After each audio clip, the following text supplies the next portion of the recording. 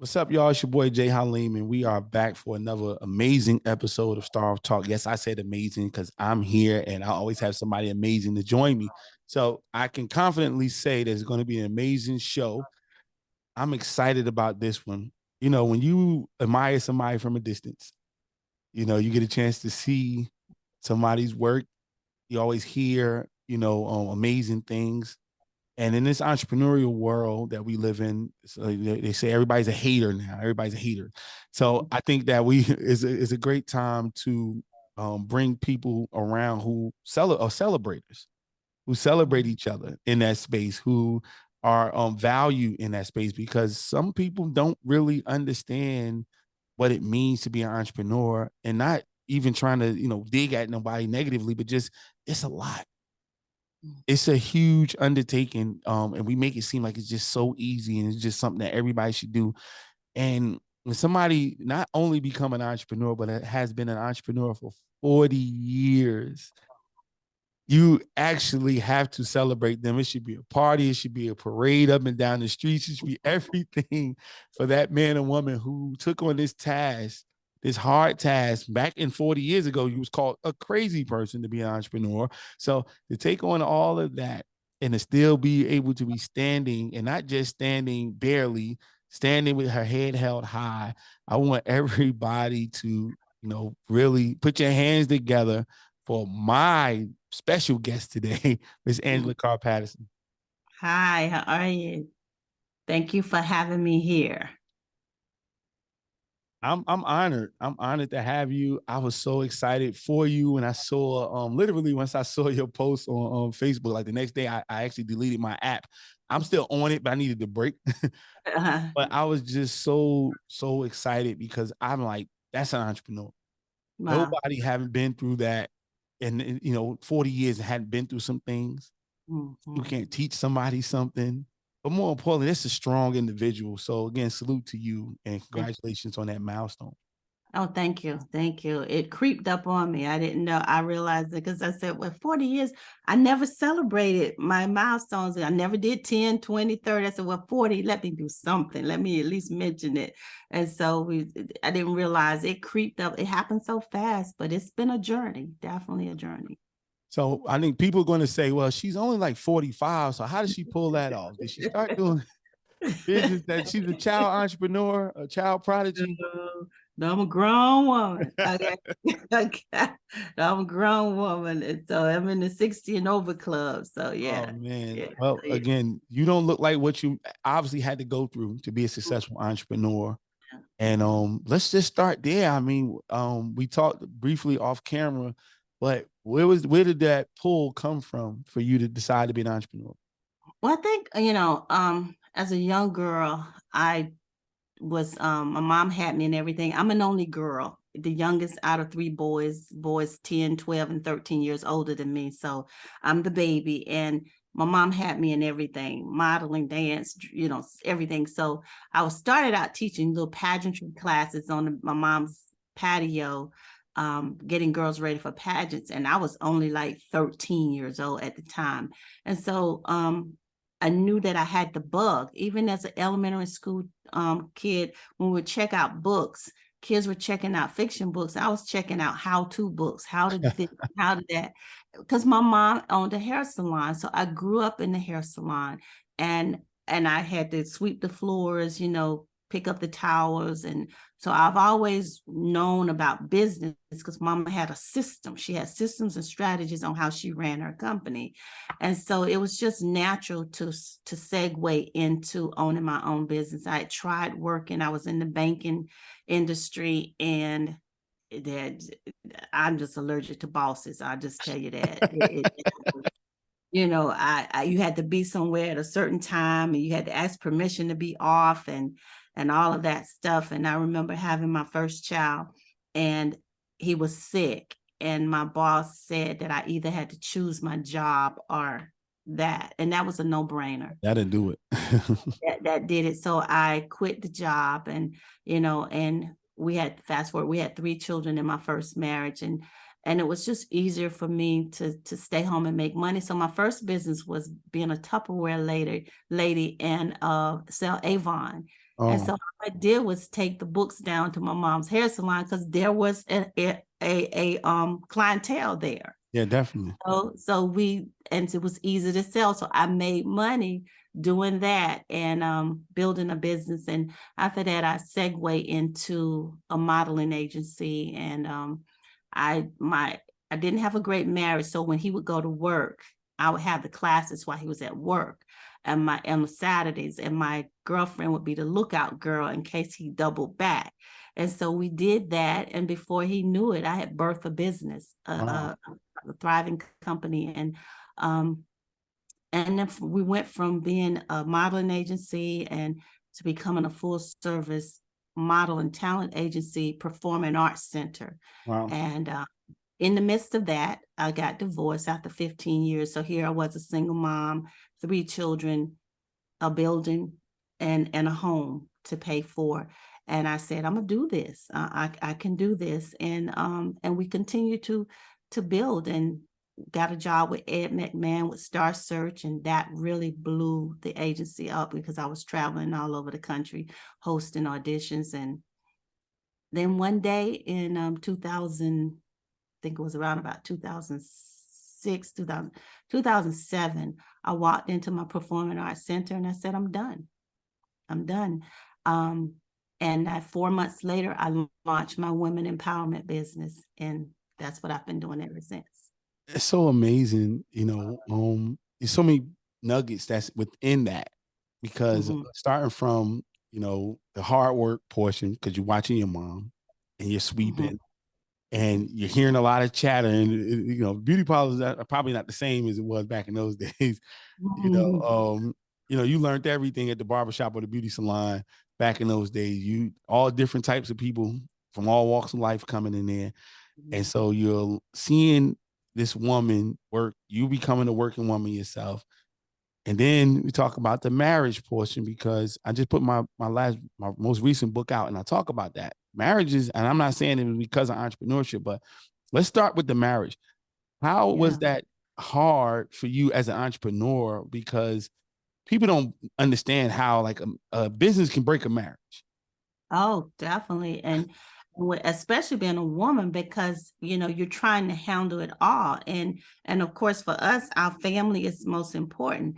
But if you don't have a system, my mom had systems. On Mondays, we went in the hair salon and cleaned the shop because she wasn't open on Mondays. We washed towels at night and we had to have them folded and in the basket and in the trunk of her car before we went to bed every night. That was, my mom did her banking on Mondays. My mom bought her supplies on Monday. She had a system. And so it didn't impact our lives because she had her business based on systems. So I learned how to have systems and structures in my company so that my family didn't take a hit with it. But when you're married to someone that wants to control everything and want you to not grow, then Yeah. that can become a problem, and you're trying to do it all, and it just came to a head when there were a lot of other things that went on in the marriage that just wasn't working for us. And after 15 years, we end up calling it quits. Yeah.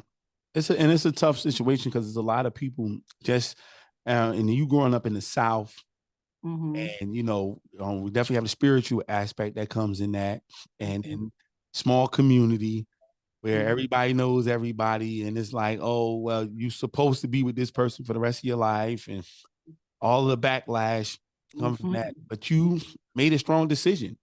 Yeah, I had to, because it was my health was being infected, and my money, because all of it was going to him, and so at some point I had to choose me, and it was tough because my children were close to their father, and it was just really tough to make that decision. It was in church, I was a youth pastor and all of that stuff. So Mhm. as you stay, you don't, but I had to choose me.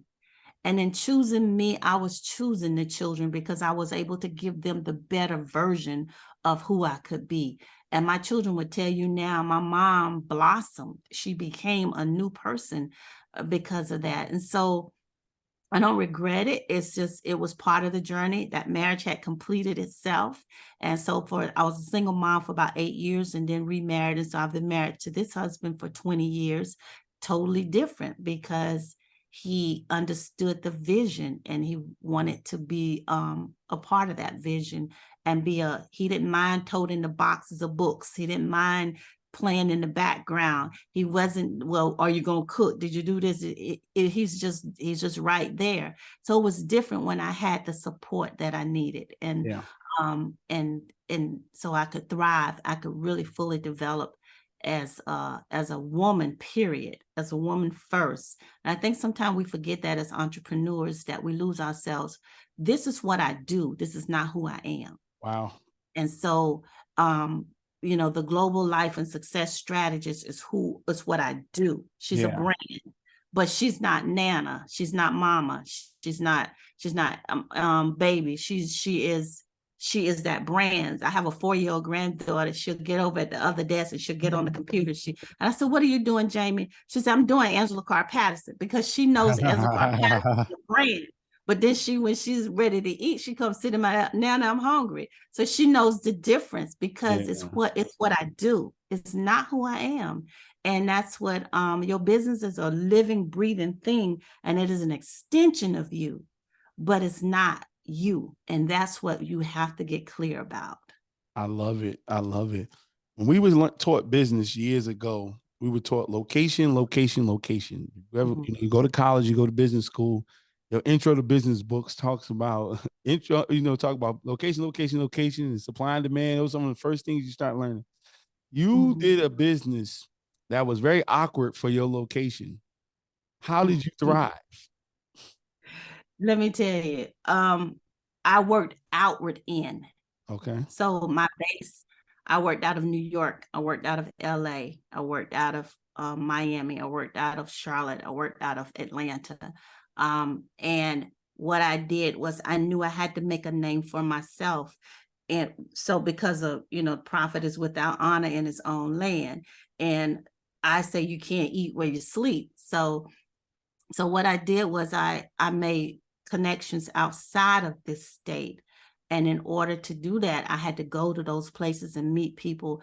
I built my business brick by brick, name by name, on just getting to know people. I would go to the library, and I don't know if y'all remember, you don't remember the microfiche and all that stuff. And I would look up names and stuff. That was my internet.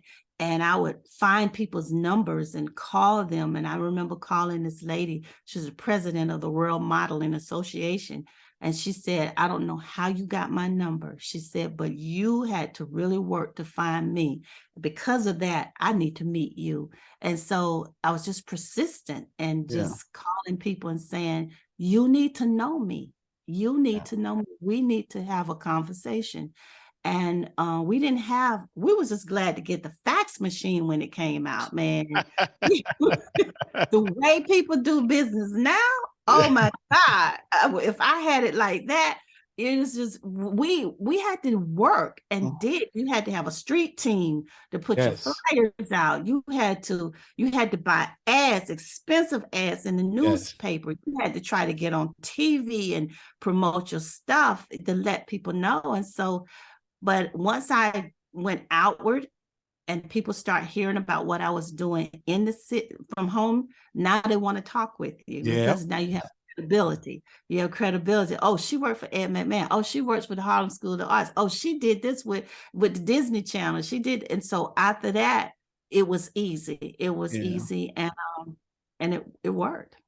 Oh no, it's just so funny because again, I'm a transplant. I came from New Jersey, went to Benedict. And so here I am in the city. I left for a while, went back up north, and I came back in the city. I'm like, okay, I'm trying to do business. And I couldn't understand why it was so hard. That's part of the reason why I left. Cause I'm like, because you was from New York. That's why. It was a hard thing. Like, I mean, like, oh, I'm like, why is this like pulling teeth when you know what you're doing is proper? People need your services, things of that nature. And it was just so hard. But then I started to meet people that were thriving. No matter what, no matter where they were, even though they were there, they were thriving. The Carl Solomons of the world, he was definitely somebody who was instrumental in giving me some coaching and saying, hey man, I do very well here. And telling me how to go about doing it. And then that actually opened up doors for me going into the law firms. And then started blowing up my business as a photographer, and then went to coaching and things like that. But what would you tell somebody that's growing up in the area right now, that's worried about the location where they are, about their business, and how to still thrive no matter where they are? Well, culture dictates everything.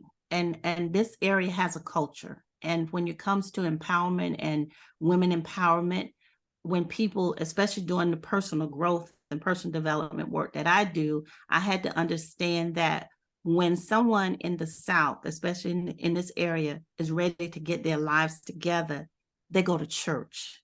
Yeah. See, okay, I need to start going to church. They don't understand paying a coach. They didn't understand, and if you had a women's conference, well, the church is only charging $25 for their women's conference, whereas I'm charging back then $250 for my conference. Well, they go into the church because the pastor sanctioned it, and they're not going to come here. So, what again? You have to work outward in. That was my philosophy. I had to work outward in, get the credibility. And once you get the credibility, then all of a sudden the people here want to be a part of what you're doing.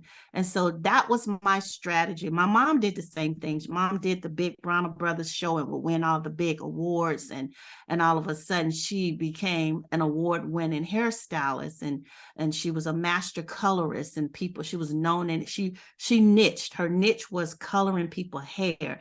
And you would go in the store and you say, oh, Miss Hamilton did your hair. So she understood that. And so I understood that I had to have a specialty. But the first thing I had to do, Jay, was understand that I was talented, very talented at what I did, but I had to be a better businesswoman, because talent alone will get you broke. Wow. And I was chasing that dollar, and I needed that dollar to chase me. And in order to do that, I had to up level my skill sets and understand how to build a company and how to build it with structure and systems that it could run if I wasn't there. And that's how I began to build my company. Wow. And once I learned that, once I became a better businesswoman, that's when the money began to come, and it could stay. Could make money, but I couldn't keep it. And I thought that was a personal failure on my part. And I realized that I did have some blocks around money. I had a mentor tell me, she said, you don't have a prosperity issue, you have a wealth issue. And I was like, she don't know what she's talking about. And then she gave me a book, and this book was How to Be Happy Although Rich, which is an oxymoron. And it was a friend of hers, and he's dead now and is a billionaire. And he broke that thing down on the difference between wealth and the wealth mindset, and how the church had set it up to keep me broke, and with the belief system that it was teaching me. And in the book, he said, you have been called to the service of wealth.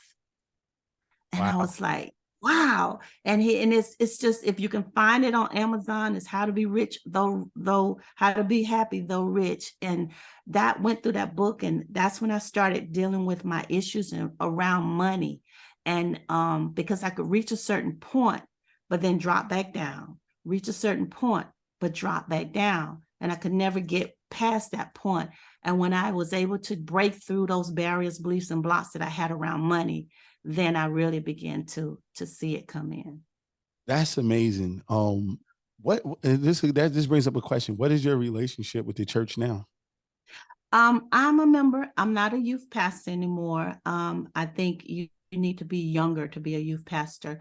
But I'm a member of my church. I changed churches, of course, and the church that I'm at is a little bit more liberal. They're not dogmatic or legalistic.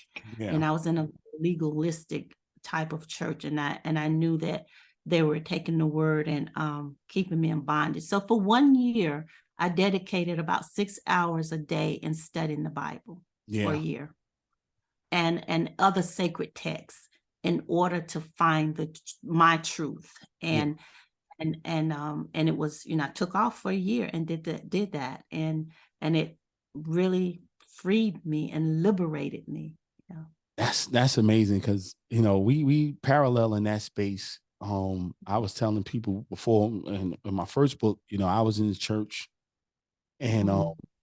I mean, coming out of Benedict, I I jumped into business. Of course, I was already in business, and I was in the mix doing things I didn't have any business doing, but that was how I survived at the time. Um, Mhm. I was facing time in prison. Mhm. As soon as I got to school, as soon as I got to South Carolina, so I spent my whole college time, for the most part, 3 out of the 4 years, um, facing the case. And so Mhm. the type of case that I couldn't work a 9 to 5 to pay the lawyer or nothing like that. But once I was done, and then I had this young lady who I wanted to marry, and I knew that she was, not from that type of lifestyle. So I said, if she comes back, because she graduated a year ahead of me, Mhm. she comes back to South Carolina, I'm gonna give up everything. And I did. Mhm. And when she was in church, and so I went and got saved and everything like that. But my life turned into hell, not immediately, but I had a 12-year run of like hell. But it Mhm. wasn't until 2014 when I started reading the Bible for myself, and I went going to a TD Jakes conference, and Mhm. that's when he put out his book Instinct, because that's when he was promoting it at that one in Florida, and it changed my life. And the more I read for myself, the more I became disgusted with my church and the Mhm. churches that I had been in the past, because it was just one of those things like, this is not, I understand. I can comprehend what I'm reading. And you're not Mhm. talking about You're not sin telling us here. the truth about that. Yeah, this is not this. Mhm. And when I finally left the church in 2017, Mhm. um, my life changed. Mhm. That was my first year doing 6 figures as a photographer in South Carolina. Wow. You know what I'm saying? And that's a lot of people, they talking on social media, but like, I just with my camera at 6 figures, and then just kept growing, and it Mhm. didn't diminish my love for God, but Right. it was It just, probably enhanced it. Probably enhanced it. it Mhm. definitely did. And God Mhm. gets all the glory for everything I do. It was Mhm. just understanding like how to not mix that business or that gift that you have with these people that say that they representing God, Mhm. but they're Mhm. bad representations of what God wants for you in your life. So it's just amazing that you brought that up, man. So what do you tell the young people? Because you are in the South, and you're right. You said something amazing. You said that people go to the church for their personal development. I Mhm. never thought about that, but that's Yeah. definitely true. So what do you Mhm. say to that? I mean, you don't want to discourage them, but what do you say to other individuals, especially entrepreneurs that's in that space? Mhm. Well, I say everything that you want right now that you don't have, it lies outside of the realm of what you already know. Mm, Because if you already knew it, you would already have it. yeah. Okay. And so therefore, you can't be the student and the teacher in your own life, and so you can go to the church. There are certain things that your pastor can give you, but there are certain things that a skilled person that's trained in this area can give you. Your pastor can't be your everything because he or she is not skilled in everything. Okay, so I'm not going to have an electrician come and try to fix my plumbing. So it's just common sense. Because you saved don't mean you lost all your common sense. And Yeah. so and this is where we have to make sure that we are not being legalistic and that the pastor hadn't set it up so that he can control, such as tithing. The tithing is given 10% of a tenth of what you've earned to those people, places, or institution that fed you spiritually that week. Ooh-wee. Okay, so why am I going to plant all my seed in one hole? Okay, so I may read someone's book. I've read books and said, "Oh my God, this fed me," and wrote a check to the author. a part of my tithing there, and a part to the church, and a part to my mom that ministered to me that week. So, and when I start understanding how to operate, see, our lives work to the extent that we align them with the universal, spiritual, and natural laws. Your life is intended to work if you align them with through laws. It's rigged that way. And so when I align my life with those laws, they work. And when I don't, they don't. That doesn't make me saved or unsaved, good or bad. Gravity is going to work. If I jump on that building, on top of a building, and I say I can fly, I don't care how much I believe I can fly. If I don't have a parachute, I'm going to fall and break my neck and die. Now, that doesn't make me good. That make me bad. It just might make me unwise. But I tried to defy a law, and I suffered the consequences for it. But when I align myself with the law, guess what? I reap the benefits. Life is simple that way. Align yourself with the universal laws and it will work. But you cannot try to defy these laws. Wow. That's amazing. And it's so funny because once I started reading more, not just the Bible, but once I started reading the Bible, then I started reading other books, and I can't get enough of reading books. That's other sacred texts and stuff. And yeah, it's amazing. What opened me up was I had a friend from Iran, and she said to me, she said, do you think that, she said, where I came from, she said, there are people that never heard the name Jesus, never even heard it. She said, I've got ancestors that have died that never even heard that name. So are you saying to me that because they didn't know him, that they're going to die and go to hell? And when she said that, she was so sincere. And I said, there's room at the table for more. Yes. And so, but if I live in this bubble, then I'm not open and inclusive. And then I become exclusive, then that makes me a cult. Yep. And so that's when it really, and then traveling and going to other countries and meeting people with what I do, because we're in 7 different countries with my business. So meeting people from all walks of life, I understood that I chose a path and they chose a path. It's going to get us to the same place. We just chose a different route to go. Yeah. And so whatever path that I've chosen, I'm committed to that path. But that doesn't make you wrong because you're not on the same path as I am. We're trying to get to the same place, and that's love. Yeah. Okay. We all came into this world with sealed documents, sealed assignments. And our job here is to unwrap those documents and find out what's our purpose. He said, I knew you before I formed you in your mother's womb. So if that meant I had a life before I had a body, that if God knew me before he formed me in my mother's womb, then who was I? A piece of him, a divine piece of him. And so he sent me. The only way to get in the earth is through an earth suit, a body. So I came into the earth with sealed assignments to do what I'm here to do, and then to return back to him. And so in the process, I get to remember who I am in this earth, and then understand why am I here, what am I here to do, and get busy doing that. That's amazing because, being an entrepreneur, a successful entrepreneur, you really need that type of thought process, because there's a lot of people who see, like you said, the common sense of it. They see that they're in a bad space. They see that their business is not working. They see, but they're just stuck. They're stuck in whatever, ideology that was pushed on them about what entrepreneurship is supposed to look like, but their business is failing. Their marriage is failing. And all I hear you saying is you making choices and decisions off of what you see. Like you're saying, hey, my marriage just wasn't working out. It's just, and I made a decision. I could have easily stuck to that. Or this portion of the business wasn't good. Or I live in this place that definitely wasn't going to support me. Like we've seen thousands of businesses in our time in the same place, not wanting to do what you did, but they probably wouldn't pay you, however whatever your rate is, to get the knowledge for them to be able to unlock the key to do exactly the same thing you do. Well, what do you say to those people who are just stuck in that space and that mindset? And oftentimes they don't even know they're stuck. They don't Oh, even know wow. they're stuck because you can't see your blind spots. You can't, they're stuck in a pattern. How do you know you're dealing with a person that's operating in a pattern? A pattern is how we see ourselves, how we see the world, and how we see other people. And patterns come as a result of some type of pain, some type of hurt, betrayal, trauma, or whatever.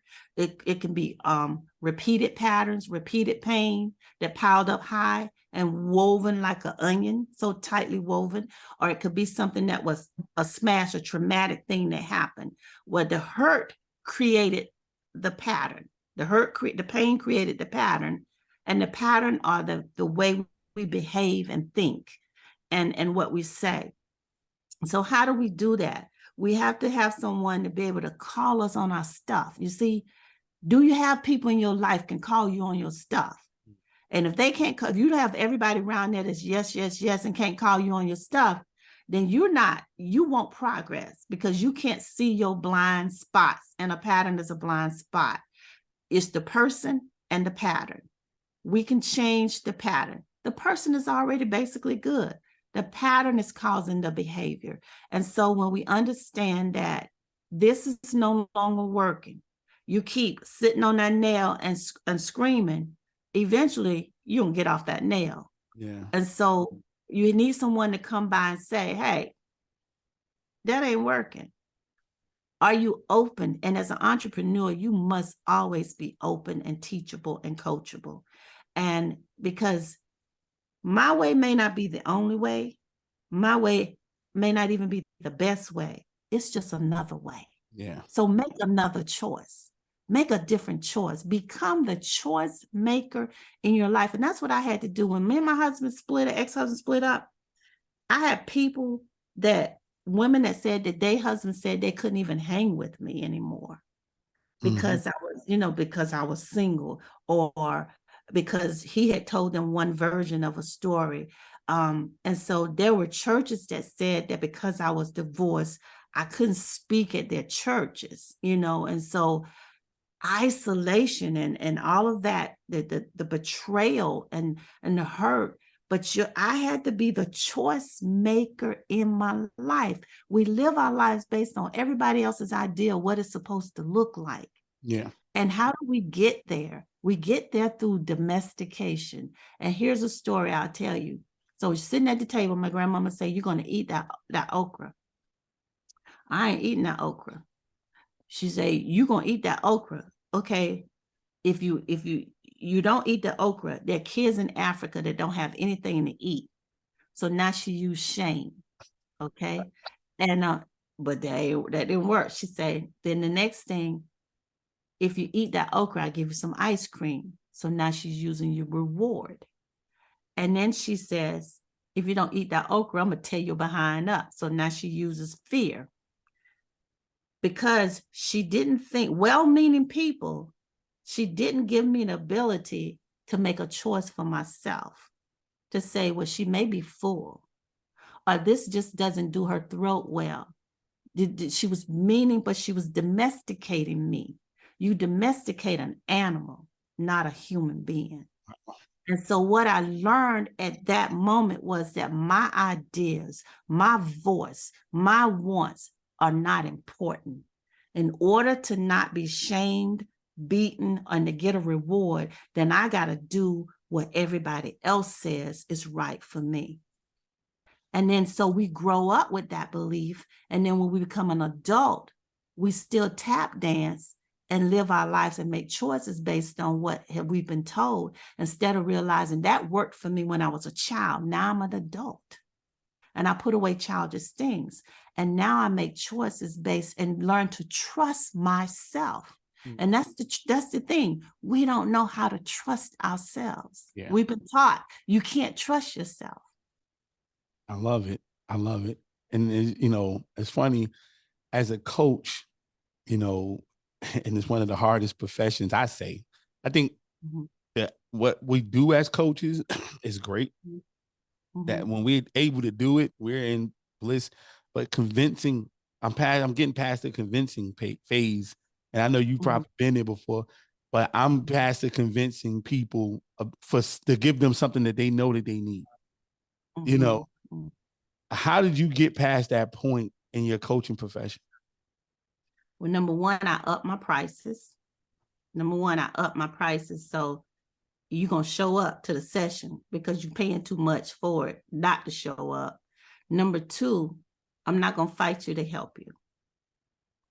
I will watch you sink. I will give you what you need. But if you decide to make the choose and not trust, then you get to reap the consequences. And I watch it. And I said, well, you're ready to make a different choice. And most of the time it's like, Angela, I should have listened, or I should. So you let them feel it. Pain is an attention getter. It will get your attention, Yeah. especially if you paying me a lot of money. Now you can pay me a lot of money and say, what Angela doing is not working. And that's okay, because truth doesn't have to be defended. I still got my money. I want you to win, and I'm here to win with you, but I'm not going to fight you to help you. Yeah.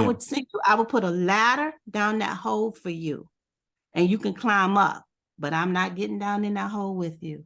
Oh, I love that one. I love that one. I just was asked a question about coaching, and I think the question was do I feel like it's what is it, overrated? Not overrated. Well, it's not important enough to people. And I said yes, because especially in our community, I found that stepping out of our community, I've started getting a lot more business and less haggle. But it's just like, you don't want the help. You want it for free, of course. Or you want to tell the person that's supposed to be helping you, how to help you when they went through what they went through. I mean, again, you 40 years in business, me 20 years in business, like we've done what you're trying to do. So I'm trying to help you. And it's just the hardest thing trying to help our people. I'm sorry to say, but it's the truth. It's just, it's been very, very tough. At what point, because I don't know exactly, but how did you find out your niche and where you were going to thrive the best and from a coaching perspective? When I first started the coaching, the women empowerment coaching, because I left the entertainment and went into this. And now I'm back with entertainment and this, marrying it together. But before I went into the women empowerment, I started with a niche of fatherless daughters, because I knew that if I could narrow my niche, that it would get more attention. And so I wrote a book, I'm Not That Woman, A Fatherless Daughter's Journey to Being.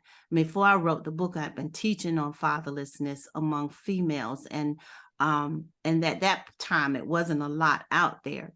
But what happened was people had never really heard the term, and they didn't understand what that was. My mother and father separated while she was pregnant with me and later divorced. They never reconciled.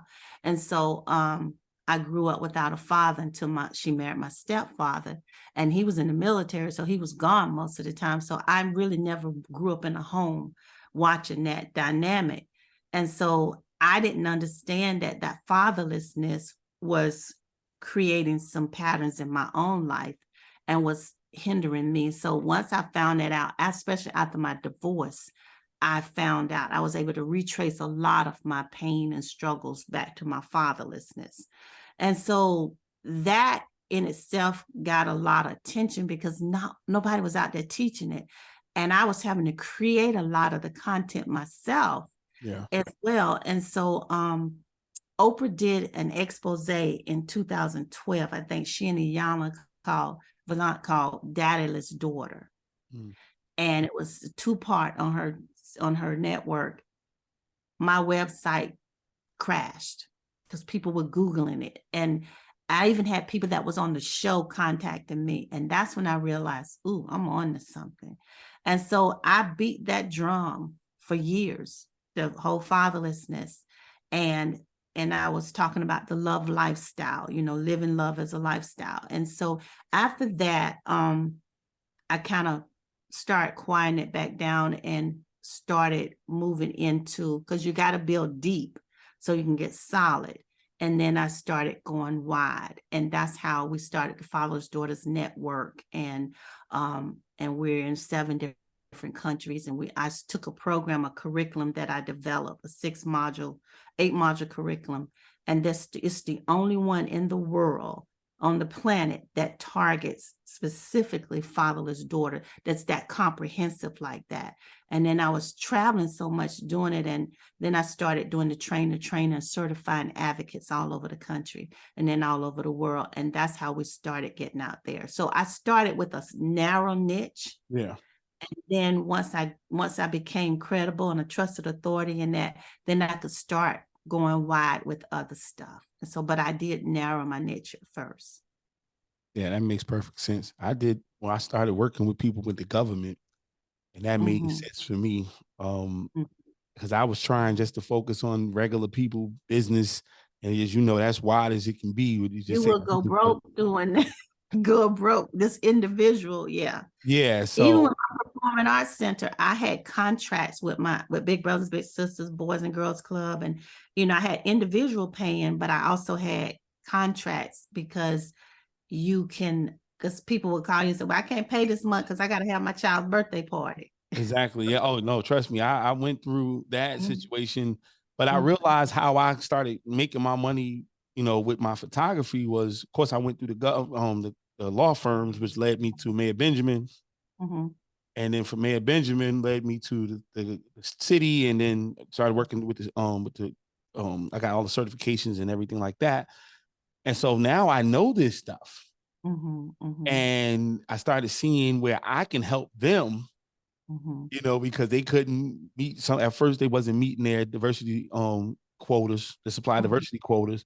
And I had, skills of putting people in a room. So I started, I created I Won't Starve workshop, and I would partner with them, and they would take my people and fill up their classes.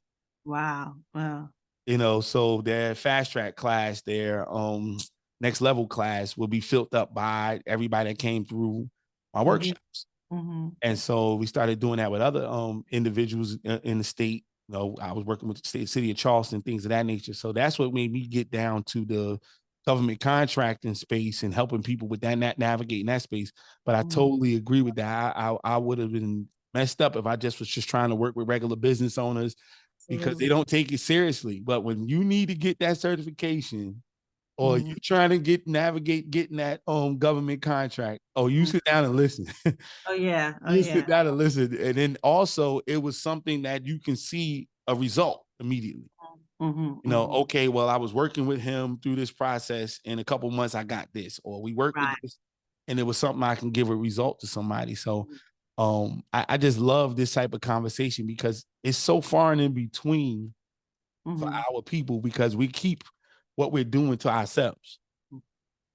The people Yeah. who winning and the people who coming in, Mm-hmm. you know, As if you can supply everything, I'm just like, I don't understand it, because number one, as an entrepreneur, I got more ideas than you got days. got that right. So I give away more ideas than I keep, because I can't do them all. So it's crazy to think that I can dominate a market and do all the business in that market. That does not serve our community as a whole. At all.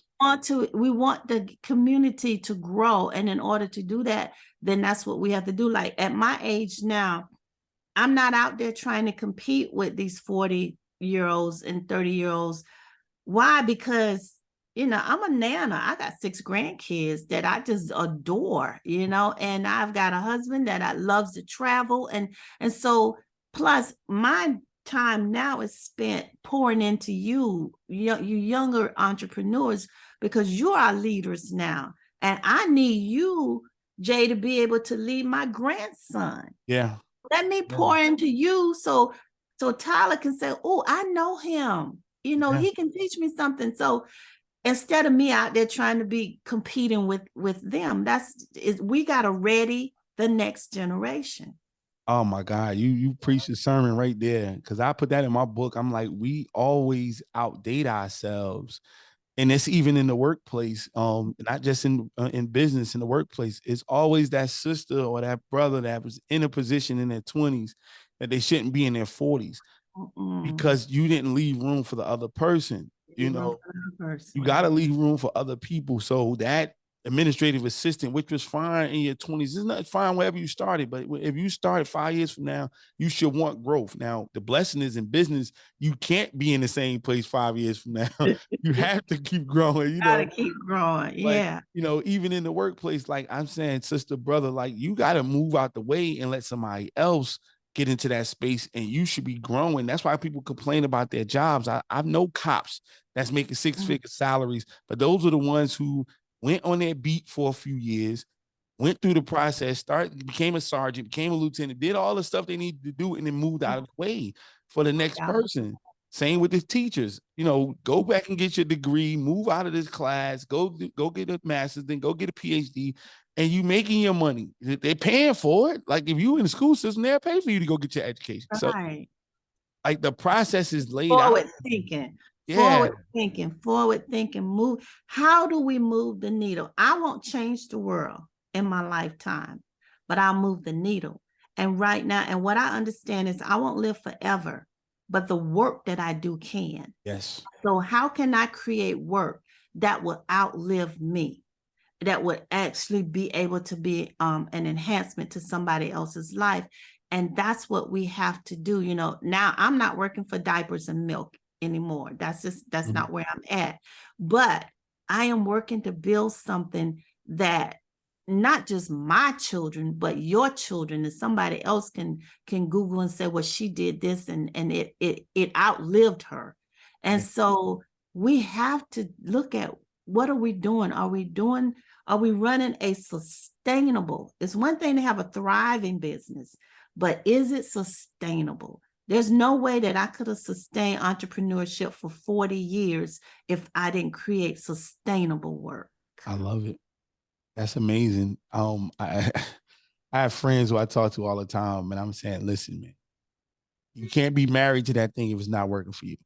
I get it. You gotta let it go. Yeah, you like the best thing you can do is know when to get rid of things. Like it's not required things, but to get rid of things. I closed my performing arts center. I've always been one to keep my finger on the pulse of what's coming down the pipe.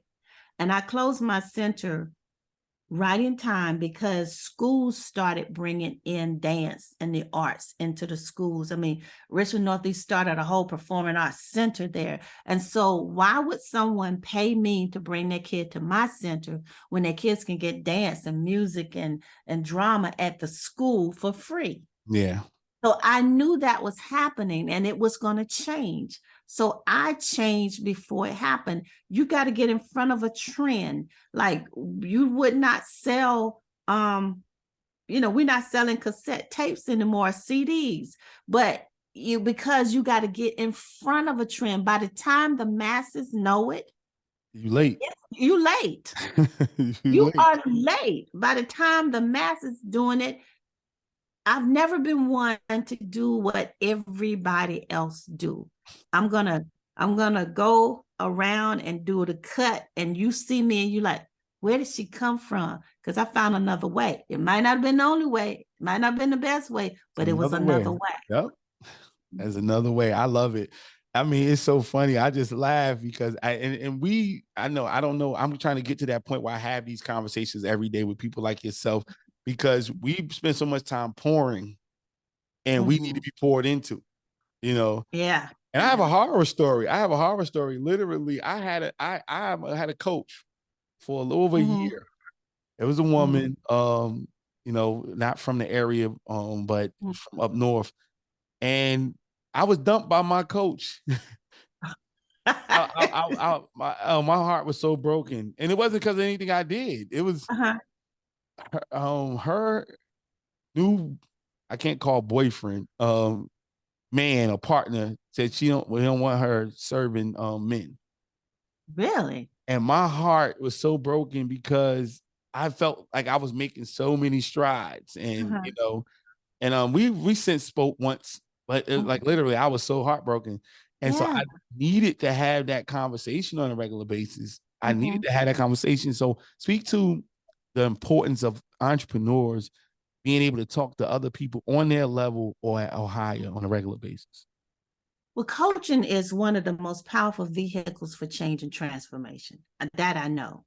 But it's got to be the right coach. And your coach got to be okay with you exceeding them. I want my people to go further than me. I want to push them to go further than me. I mean, they would tell you Angela would push them. But what you need to have that space, because I tell people I call myself a space holder. You hold a space for everybody else to shine, but who's holding that space for you? You have those days that I don't think I can do it anymore. Those days where everything is resting on my shoulder. I feel like the burden bearer. If I don't do it, then everybody else lose. Where do I go to dump? Because I can't dump on social media. I can't dump in front of my people because they hold me as this person. I gotta have a place that I can just let my defenses down and share my wounds and have somebody to help me heal my wounds, because you can't expose your wounds to everybody. Yeah, right. So my tagline is, your passion is helping them. My passion is helping you. Word. So I want to who's holding the space for you? Me. I'm holding your space for you so you can get your cup full, because I teach my clients, you give to people out of your overflow. The full cup is for you. Yeah. And the empty cup serves no one. But how do you get the overflow? You need that person that's a space holder to show up. And I show up in people's lives when they're ready to make the shift. And so I'm there to tell you that you can do it. I'm there sometimes to put my foot up your butt and tell you you're going to do it. I'm there to corner you where you don't have a choice but to do it. I'm not going to let you play small. I'm going to let you stay there for a minute, get it stabilized, then go to the next level. That's where we mess up. We don't stabilize it before we go next. Yeah. You got to stabilize this thing. Can it function without me? Does it have the systems and structures in place to run? If it's there, now it's time for me to go here. And then we get the same thing. We start building, and you build and build and look up, and you've got these things. I'm selling my Fatherless Daughters Network. I'm no longer going to do that anymore. Wow. I've always built my business in a way where I can piece it off. Yeah. I have another part of my company. I'm selling that and that's how you make money. You know, you do projects. You can do projects outside of your niche. You know, I have people call and say, Angela, I'm working on this. You want to be a part of this? And I look at it. Yeah, it's got nothing to do with what I do, but my skill sets can do it. And I'd rather have some slices of some pies than to have to run a whole pie by myself. This has been fruitful for me. I mean, oh my God, like just having this conversation is just everything. Cause like I said, my coach, you guys are around the same age. And I was in my transition over here when it happened. Mm-hmm. Oh, Literally, wow. like 30 days. I'm like, call, I ain't get no answer. And I'm like, what's going on? And I literally flew her down to South Carolina. I had a function in July 2021 for my nonprofit, full house, everything, and brought her down. Like, hey, introduce it to everybody to the city for the most part. And I'm like, oh my God, I'm transitioning. And I'm like, oh, it's like, listen, I'm sorry, but I told you I was dating somebody and can't do that. That's the craziest thing I ever heard. Hey, it was crazy to me too. I mean, I'm like, are you serious? I'm like, this is nuts, like just like that. And I mean, this is a woman of a certain age. So I'm like, you ain't 21 years old. Right. I've never thought I would see that, but it was just a thing. And so I look forward to having this conversation. I am so excited for what you're doing, and you are inspiration for me. Because it's hard to find authentic entrepreneurs nowadays in this climate, because everybody's doing it, or everybody say that that's what they're doing. Everybody say they doing it. Everybody say they doing it. Yeah, and it's just like, okay, yeah, you quit your job, but you're not no entrepreneur. It's a thing. Like, people are not willing to take that risk of everybody else get paid and they don't get paid. Because we all went through those processes. If you actually went through it, it's it's like it's par for the course. But nowadays it's like, oh, I don't work for somebody else. I work for myself, so I'm an entrepreneur. That doesn't make you that. you And know. when you get paid, speaking of getting paid, not to cut you off, when I tell my client, okay, 3 people get paid for every job you do. You get paid, your company get paid, and your retirement get paid. So 3 people got to get paid when you get, so you get paid, you and your team get paid. Then your company gets paid because you're trying to raise that value in your company. So it gets paid. And then you're an entrepreneur. So you have to think about at my age, what is my income going to look like when I really sit down? And I want to sit down because I want to sit down, not because I have to sit down. And so again, we're looking, like Bill and I, we're looking at 10 years ahead. Do we sell the house we're in, downsize? And so we're at that point. And so and if you haven't paid attention to your retirement, you're gonna one day wonder, well, am I gonna be able to keep this lifestyle if everything I'm making now I'm using up? Yeah. And so that's why it's important that you raise your value in the marketplace, that you raise your value, and people will pay you. If you're good at what you do, they will find a way. Yeah. I had a girl fly from New York. Her house was in foreclosure. She sold some stuff on eBay to come to Charlotte to a workshop that I was having, so that she could get the information that she needed to get out of the situation she was in. People will find a way. They will find a way if it's something that they want to do. And what's her story now? Her story now is that she has several properties. She owns her own business and she's thriving. Wow. Thriving. Because we're gonna have some good days and we're gonna have some bad days. That's life. You're going but again, pain is inevitable, but suffering is a choice. Got that right. You don't have to allow it to make you suffer. I'm just so grateful for you and everything that you're doing in this conversation. Again, like I said, it's everything. I'm gonna be floating on air over here right now, because I done got me a coaching session. Yeah, well, definitely. I'm here. I done got charged up. I'm charged up so I can go back to these people and knock them out. Well, what you did was just to pick up and move your family out west. I think I applaud you to do something. I think LA is my home. I love Me too. myself some LA, and I almost moved out there. Moved out there, and the company I was working with, I brokered a deal between Earth, Wind, and Fire and the Wu-Tang, and we had put together a deal with them, and I was out there helping with the project. And they wanted me to stay out there. The record label that was doing it wanted me to stay out there. They took me house hunting and everything. I really was thinking about moving out there, but I love LA. There's a freedom there. So that's a good environment for you to be in, and I think it took a lot of courage to do that. Yeah, I appreciate that because that used to be something that used to bother me because I moved around a lot going through my changes, and I spent the last 10 years in Colombia. And when it was time for me to make the move again, I was nervous because we've had a few moves that wasn't so smooth. But I was just trying to find my way because, as I told you, I'm in church and I'm not.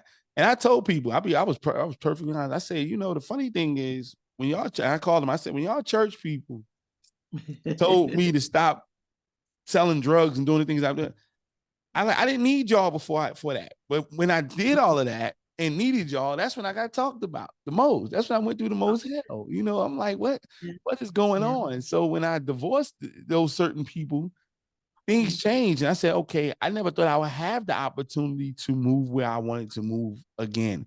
So I'm so grateful that I did. And I was able to move comfortably.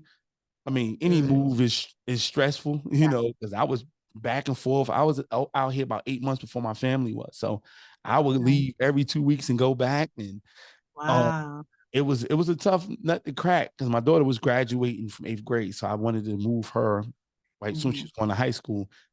But the kids are, they came right into it real smooth and they're enjoying themselves. And it's been a great situation. My daughter's in performing arts right now. And my son, he's in private school, but they're just loving it. They're playing basketball and singing and having a good time. They met friends and they hosting There's friends at the house. liberty. There's a liberty there Yeah, that they're yeah. not going to find, and especially in a red state, they're not going to find it in a red state. I think moving them out there is one of the best gifts that you could have given them. I had a girl, her family moved out there when she was about 7 or 8. And they moved to California, and she was with my center. And she's an adult now. She's a choreographer. She did the Wakanda Forever. She did Coming to America. She does Wow. work, and Debbie Allen trained her, took her up under her wings. And so she's a singer, actor, and choreographer and dancer. And so she's come back. She came home to visit her grandmother, and she wants me to manage her. She said, well, I want you to manage me. I said, you're getting work, you're doing. So I'm thinking about, becoming her manager. And but yeah, she's out there and just blowing it. That was the best move her mother could have done for her. Yeah. Yeah. It's been great. I think it's gonna pay off for them. And I'm just excited. I'm so happy that I'm able to have that next chance, because I left Columbia and went to DC. It worked out, but my in-laws were there. And so I was like, all right. So we weren't good like that. And then, went to Atlanta and that didn't work. Like it was just a lot of, back and forth. So I was like, man, am I ever going to get that chance again? And so now I got it. Your courage not to quit, and your courage to keep doing it.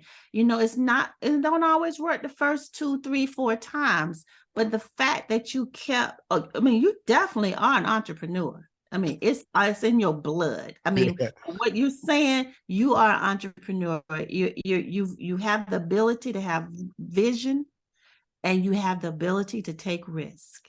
Mm-hmm. And those are two things that you must have to be able to be successful. Listen, I agree. You preach, because you said something. One thing I tell people what happened for me in 10 years being in Colombia is, like you said, I got my skill set where it was supposed to be. Before, I was willing to just have the idea and the risk, but now it's the skill set is attached to that. And so nobody can't take that away from me. Before, it was I couldn't put a hustle on a resume. I couldn't say I'm willing to hustle. I'm willing to take a risk. Now it's like, yes, I am a certified coach. I am a certified trainer. I am a certified facilitator. I've taken photos of some of the most greatest people in this country. I work with all the resume is there. It matches everything, that all of the fire, all of the risk taking, everything like that. So it just made sense to me. And it's like, yeah, you're going in the right path, but just wanting other people to hear the same thing. And, the name of the show is S.T.A.R.V.E. Talk. And we came up with it because the acronym is Stand Tall and Reclaim Victory Every Day. Wow, I like that. So I want you to tell everybody what that means to you when you hear that. To stand tall and reclaim victory every day. Every day. Understand that your history does not determine your legacy. But that your history, your story, is a part of you creating your legacy. You had to go through everything that you went through. You had to go to first and second base and back to first. You had to do all of that before you reach home. All of it is because your life's purpose is wrapped up encoded in your life story. And that is what that's what it's going to take you to your next level. Be the choice maker in your life. Be the choice maker. Don't live your life by everybody else's idea of what it's supposed to look like. Be the choice maker. Trust yourself to make the right choices. Surround yourself with the right people. When fish are sick, you don't treat the fish, you treat the water. And make sure that you're willing to take the next level leaps. Don't be afraid. You're either going to get the lesson or the blessing, but you're going to get something out of it. Wow. And just do it, and do it different this time. Make a different choice.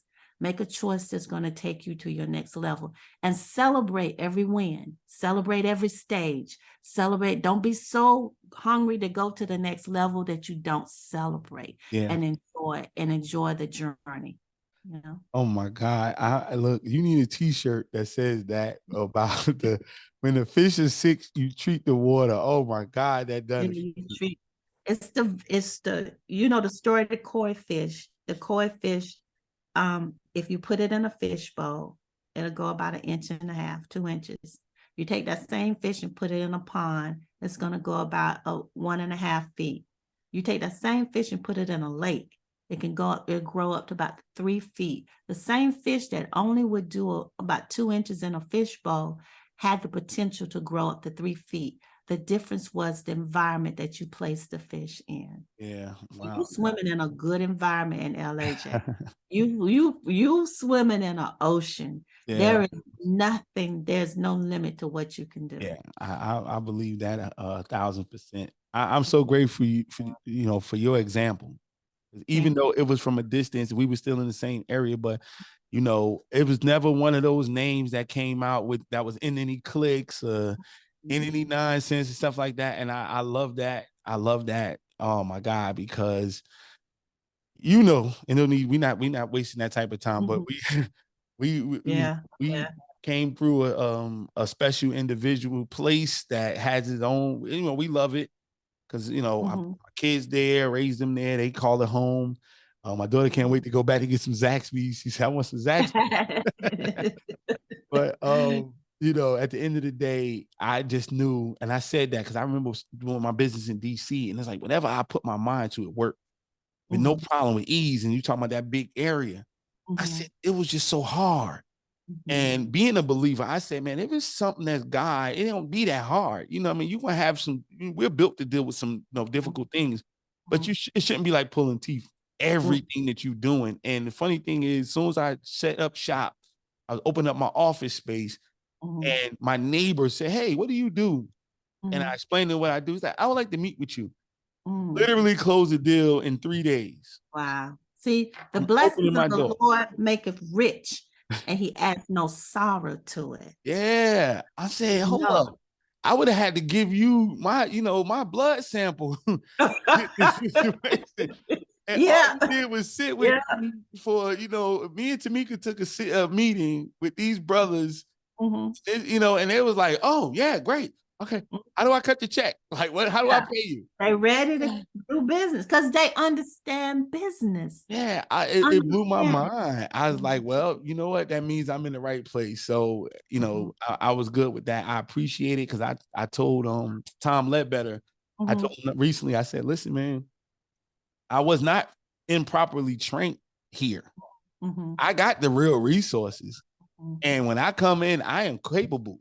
And I know I Mhm. got the training from where I was in South Carolina. Mhm. It just wasn't ready for me to sell what I needed to sell there at the level I need to. But the training is excellent. We both were Yeah. coming out of the same situation, and we know what we know. We just got to be Mhm. willing to go and take it to the rest of the world. I'm so proud of you. Proud Thank of you. you. You know, Thank you're you so much. doing it. You make us proud to speak your name. And your story is going to enhance so many people. I can't wait until you take that story and put it on film. Oh, And well, see, we gonna have that conversation after because everybody can't said that to wait me. till you got to take that story and put it on film. Everybody said It's that to got me. to be That's told, and it's got to be told to every young Black boy that ever was told that he couldn't. wow. Yeah, Got to. It's we got to gotta have be. that conversation. That And happened. they all got to be rocking that gear. I won't start. So Yes. people can say, well, what are you got to start a I won't starve revolution. Yes. I received that. Got to start that movement, your own song, the own dance, the own creed, their own when they talk, they can have on the gear and then turn around and they got on the suit and they can still just I can see it. I can Yeah. see it. Yeah. Mhm. It's coming. Again, this is what almost 10 years now, Yeah. 2014. It's time. When I left my job, I told everybody I won't starve. And I started putting on social media. And I was really upset when I said it. I just was like, hey, because everybody was saying, hey, you need to have a job. You and your wife went through all this. Mhm. I just, what, I'm not gonna be bitter. I'm just gonna tell you I won't starve. I won't And stop. it's been a blessing ever since. People stop me wherever I'm walking now. Like I say, Colombia, they look at me crazy. Uh-huh. I got different places. They're like, "What's that? Oh man, that's great. That's great. Oh my god, yeah." So it needed to be that, Oh and yeah, that's got to be a household phrase. It's got to be a household phrase. You got to take that. we Yeah. trademarked the hashtag I won't starve Oh yeah, already. We I did love that. everything. Yeah, So we're gonna that's make that. sure we send you some merchandise Yeah, so send that me you can some. have I it. would rock that. Yeah. That's I mean I can see it, but we gotta tell your story and have your premiere, your movie premiere. Put that movie in some of these film festivals and get you out there, About to man. have me start jumping around in here. See, listen, y'all, when you get the right person on the show, we have an amazing. Didn't I tell y'all in the beginning it's going to be an amazing show? Because I don't want to talk to nobody that's not amazing. And I don't want to talk to phony baloney people. What I mean by that is not just regular phony people, but just people that are always with all the fluff. Like we have attainable individuals here, not just lottery tickets. What she's talking about is things that we all can attain if we're willing to put the work in, the time in, the effort. Get a coach, somebody to pour into you all the time so that you can go ahead and grow and glow the way you're supposed to, the way God intended you to. So that's what the type of people that I want on Star Talk, people that understand the acronym, standing tall, reclaim victory every day, because we know every day is a fight. This is, we wake up with battle testing. We're ready for the battle every day. We don't know. Sometimes it's easy, sometimes it's hard, but it will be a battle. We can count on that. And I want you to hear from those individuals. I want you to know that it's not just a lottery ticket. Oh, I woke up with $100 an hour, 150 million in. That don't happen every day. That don't happen every year. That don't happen every 10 years. So the truth of the matter is people just like the people you see right here, right now, that's working, sacrificing. They have bumps and bruises. They got scars, and they won. We have our own success. Her success is not my success, but we figured out what success looked like to us, and we're happy, and we're making our kids happy for the right reasons. And that's just not for us, but it's for different generations, because the things we are doing are transformational, not just for us, but for other people. You know how we do here. So we want to know, Angela, where can everybody find you at? Tell them your social media, your website, everything like that. On social media is Awaken Your Life with Angela Carr Patterson. That's on Facebook. Angela Carr Patterson is my website. AngelaCarrPatterson.com is my website. So I'm on LinkedIn, Facebook, and trying to play with Instagram. Oh and, yeah, I I'm on, know. I and I'm know. on YouTube. I think I'm coming off of Instagram, but you can find my videos on YouTube. But just anywhere, those are the social medias that I'm on. Yeah, I think I understand it. I understand it. It's not, that's definitely not for everybody. I'm even it's running not. away from stuff. Love LinkedIn. It's definitely when you want to Yeah, get down to LinkedIn has business been and get pretty right to the good. Yeah, people. yeah, yeah. Serious folks, that's where you want to go. So, but Mm-hmm. if you are watching now, you'll see that stuff come across the page so that you can go ahead and link in with her. No pun intended. And make that connection, or just at least follow her, go on YouTube, Follow get some of me. the information. Because as you can see, I've been blessed. I'm sure if you listening and watching, you've been blessed by the words that she said, she spoke, and I needed it. I love to get poured into, because we us pourers, we got to make sure we keep that cup to where we can continue to fill up everybody else's. So thank you so much for giving us Thank some time you. today, and Thank we will be talking soon. I promise you about Definitely. that. When you said something about that move, I'm sitting there like, man, I can't Yeah. even count on my hand. We got to get the got to tell a story. You And got to tell I a story. I receive it. I wrote 4 books. In that same conference at TD Jakes in 2014, a lady literally touched me because I was crying like a big fat baby. Mm-hmm. And she said, "You're going to write a book." And I did Mm-hmm. not believe it. Now I have 4, and I never want to stop writing. And that's something. Yeah, she said that at that conference, because he said, your instinct is telling you that you're not supposed to be where you are. You're way better than that. And I Yeah. was literally working for $8 an hour. Wow. Wow. And I left my job a couple months later. And I never went back. So for me, it was an amazing transformation. So when somebody speak, I'm listening now, because I did not believe that at all. But once I got the first one out, I'm sold. Mm-hmm. I'm like, look, this is it. That's This is my it. medium. And I'm always writing. I never Because stop. it'll outlive you. It'll be here long after you're gone. And that those words of wisdom will continue to carry on. You do what you're doing so that it's going to outlive you. And that's awesome. My baby got So 2 books proud of now. you. So proud of you. Thank you I'm so so much. proud of Thank you you and so your much. family. That's Thank you that's so just so much. awesome. So awesome. Yeah, we this is what we doing.